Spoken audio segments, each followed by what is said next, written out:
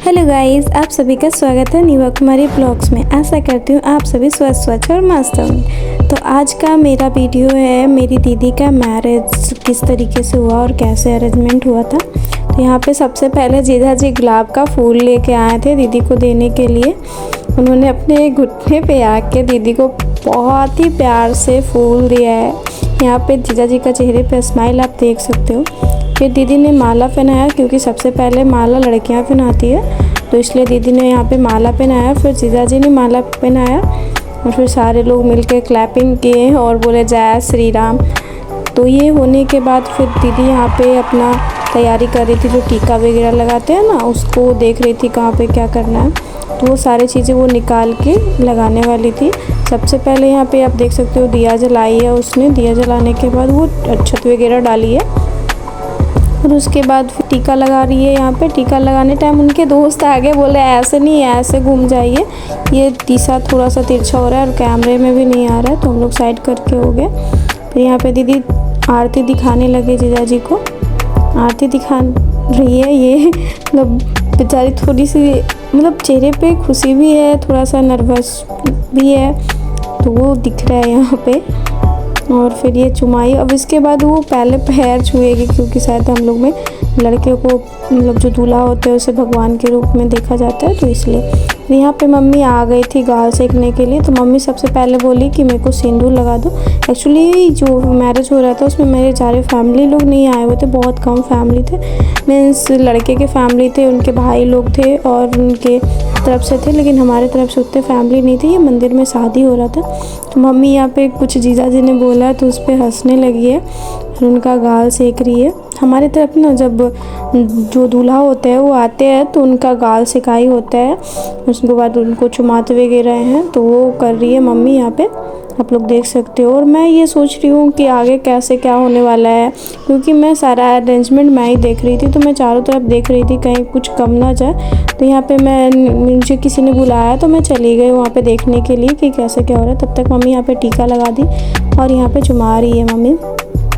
और ये मम्मी के चेहरे पे खुशी तो आप देख सकते हो कि जमाई आने का खुशी सबको होता है, सब कोई चाहते हैं कि हमारी बेटी की शादी हो अच्छे से।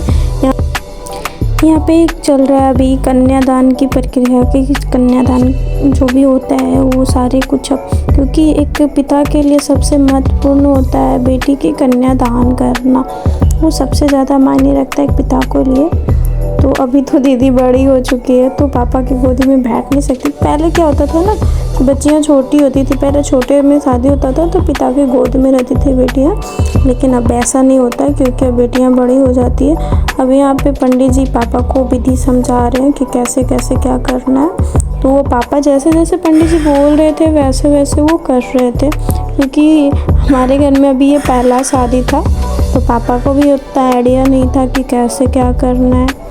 और मैं इधर आ गई कहीं से घूम फिर के, मैं कभी एक जगह रह ही नहीं रही थी। जीजा जी की तरफ से जो सामान आया था ना, तो वो यहाँ पे जमा मुझे ही दे दिए थे कि आप देख लो, जो जो लगेगा आप निकाल के दे देना।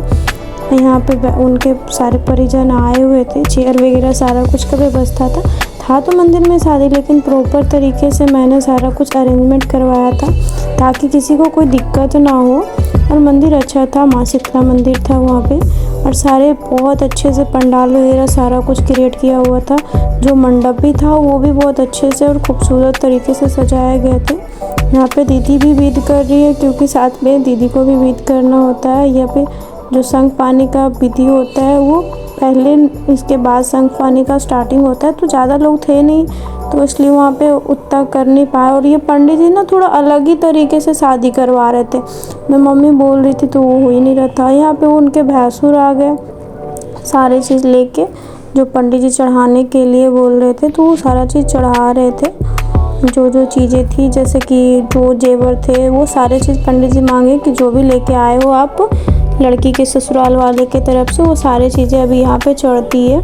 वो सारी चीज़ें यहाँ पे चढ़ा रहे हैं। तो पंडित जी एक एक चीज़ से खोल के चेक कर रहे हैं, शायद उनको कुछ चाहिए था जो मिसिंग था। फिर उन्होंने बोला कि यहाँ पे ये नहीं है, कुछ बोलते हैं उसको, वो नहीं था।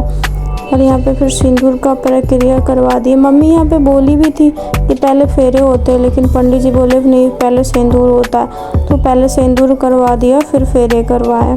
तो यहाँ पे सिंदूर 5 बार, वो जो सिंदूर में रहता है ना सिंदूरा, उससे 5 बार सिंदूर पड़ता है लड़कियों को।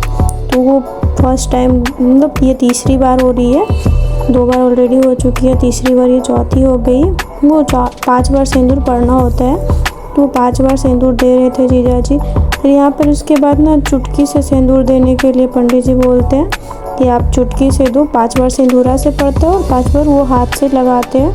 तो वो भी कर रहे थे जीजा जी, जैसे जैसे जीजा जी को बताया गया था वैसे वैसे वो सारी चीज़ें कर रहे थे, क्योंकि शादी है भाई, तो वो तो करना ही पड़ेगा अभी सारा चीज़।